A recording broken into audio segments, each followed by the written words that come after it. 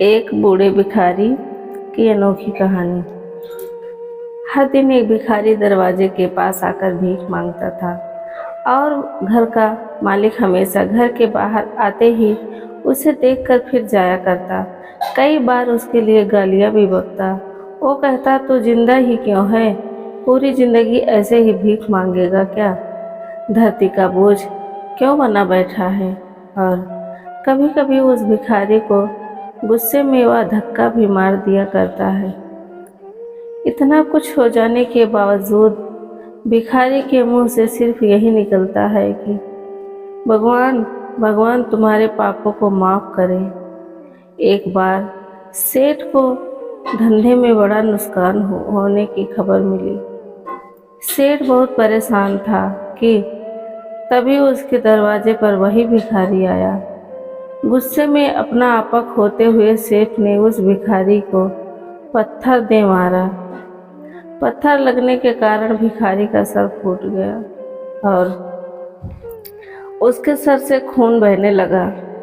फिर भी दर्द से कहारते हुए भिखारी ने इतना ही कहा कि भगवान तुम्हारे पापों को माफ़ करे। भिखारी वहाँ से चला गया। सेठ सोच में पड़ गया। भिखारी को पत्थर मारा, फिर भी उसने सिर्फ प्रार्थना की। सेठ का गुस्सा शांत हुआ। सेठ का मन शांत हुआ। भिखारी का रहस्य जानने के लिए सेठ ने भिखारी का पीछा करना शुरू कर दिया। भिखारी जहाँ जहाँ जाता सेठ उसके पीछे पीछे जाता। सेठ ने देखा कि कोई उसको खाना देता, कोई उसको मारता, कोई अपमानित करता तो कोई गाली देता। लोग भिखारी के साथ चाहे जैसा व्यवहार करते, लेकिन भिखारी सबके लिए एक ही प्रार्थना करता, भगवान तुम्हारे पाप माफ़ करे। अब रात को होने को आई थी। भिखारी अपने घर जाने के लिए लौटा और वो अपने घर पहुंच गया, लेकिन सेठ अब भी उसका पीछा कर ही रहा था। एक पुरानी टूटी हुई खटिया पर एक बूढ़ी औरत लेटी हुई थी। काफ़ी कमज़ोर और बीमार लग रही थी। वह भिखारी की पत्नी थी। अपने पति को वापस आता देख वह खाट से उठ खड़ी हुई। पत्नी ने अपने पति के भीख वाली कटोरे को देखा। उसमें सिर्फ आधी बासी रोटी थी। उसे देखकर वह बोली, आज बस इतना ही मिला है, और हाँ, आपके सर से खून निकल रहा है। ये चोट कैसे लगी? बूढ़ा भिखारी बोला, आज बस इतना ही मिला। किसी ने कुछ दिया नहीं, सबने गाली दी और एक ने पत्थर भी फेंका, इसलिए मेरा सर फट गया। एक गहरी ठंडी सांस लेकर बूढ़ा भिखारी फिर बोला, यह मेरे ही पापों का फल है। तुम्हें याद है कुछ सालों पहले हम कितने अमीर थे? क्या कुछ नहीं था? हमारे पास हर चीज़ ज़रूरत से ज़्यादा थी, लेकिन हमने कभी दान नहीं किया, और उससे भी बुरा हमने उस अंधे भिखारी के साथ किया जो हमारे द्वार पर भीख मांगने आया करता था। बूढ़ी पत्नी की आंखों में आंसू आ गए।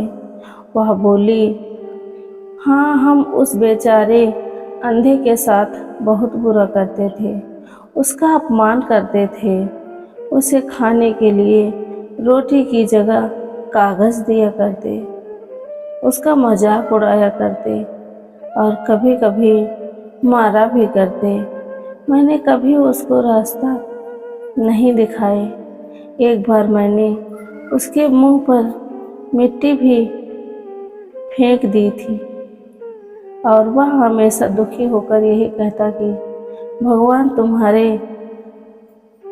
किए की सज़ा देगा, भगवान तुम्हारे पापों की सज़ा ज़रूर देगा। उसका श्राप सच हुआ और हम इस दुख भरी जिंदगी में आ गए।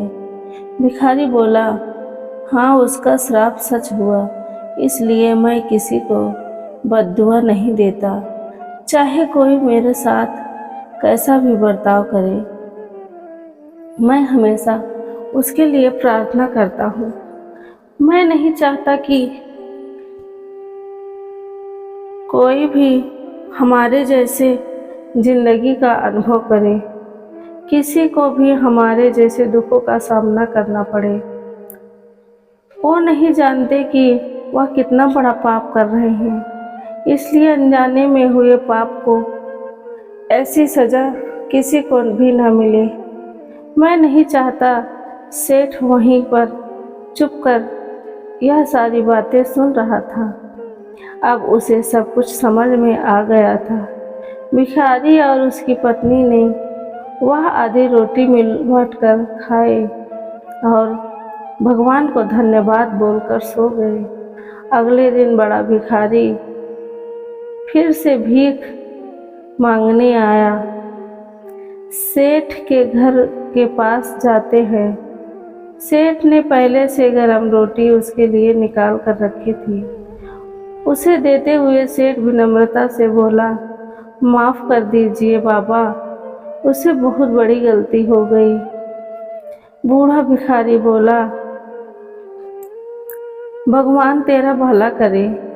इतना कहकर वह आगे निकल गया। इस कहानी में जो सीख लेने लायक है वह बड़ी ही सिंपल है कि आदमी चाहे किसी के बारे में बुरा कहे या भला करे, लेकिन भगवान सिर्फ कर्म के हिसाब से उसको फल देता है। क्या हुआ अगर भगवान नहीं दिखता है, लेकिन यह सब बात बिल्कुल सच है। उसके खाते में सबका हिसाब बहुत बहुत पक्का होता है। इसलिए जब किसी के साथ किसी के लिए कुछ भी करो तो अच्छा ही करो। दोस्तों, आपको कहानी कैसी लगी? आशा करती हूँ कि आपको कहानी बहुत पसंद आई होगी। दोस्तों, अगर आप हमारे चैनल पर नए हैं तो आप हमारे चैनल को लाइक और सब्सक्राइब करें। नई नई कहानियाँ सुनते रहें। धन्यवाद दोस्तों।